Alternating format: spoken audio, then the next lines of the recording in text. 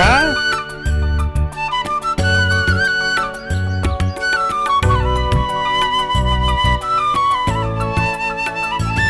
என்னடா மாது இது வேஷம்?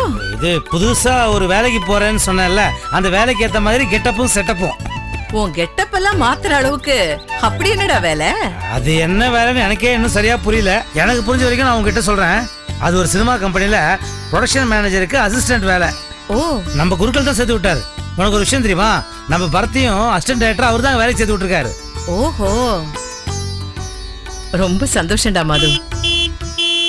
அக்கா, என்ன பிக்கப் பண்றதுக்கு கார் வந்துருது, நான் கிளம்புறேன். என்னது, கார் உன்னை பிக்கப் பண்ண வந்திருக்கா? ஓ, உனக்கு தெரியாதுல்ல, சினிமா கம்பெனிலாம் யார் யார் வேலை செய்யறாளோ அவளே கார் அனுப்பிச்சு பிக்கப் பண்ணிப்பா. ஓ, அப்புறம் இந்த மார்னிங் டிஃபன், பொங்கல், இட்லி, வடை, அப்புறம் மத்தியானம் லஞ்சு, அப்புறம் இந்த காஃபி, டீ இதெல்லாம் அவளே சப்ளை பண்ணி கையில பேட்டாவும் கொடுத்து திரும்ப அவளே டிராப் பண்ணிடுவா. சூப்பரா இந்த மாதிரி எங்க கிடைக்கும்? அதான் அந்த வேலையை கப்புன்னு பிடிச்சிட்டேன். மாது சார் போலாமா? அது வந்துட்டேனே. அண்ணம்மா என்னடா உன்னை விட சின்ன பையன் அவனை போய் அண்ணன் கிண்ணங்கிற? அவர் காதுல விழுற மாதிரி கேட்காத. சினிமா உலகத்துல நமக்கு 55 வயசு இருக்கலாம், அவளுக்கு 15 வயசு இருக்கலாம். ஆனா அவர் பொசிஷனை பொறுத்து தான் மரியாதையே. இப்ப நான் இந்த கம்பெனில வெறும் ப்ரொடக்ஷன் மேனேஜருக்கு அசிஸ்டன்ட் தான். ஆனா அவரு அசிஸ்டன்ட் டைரக்டர். அதனால நான் மரியாதை தான் கூப்பிட்டாங்க. அப்ப நான் கிளம்புறேன். Okay, all the best, all the best. Thank you. வாங்கண்ணே. வரமா? போயிட்டு வா.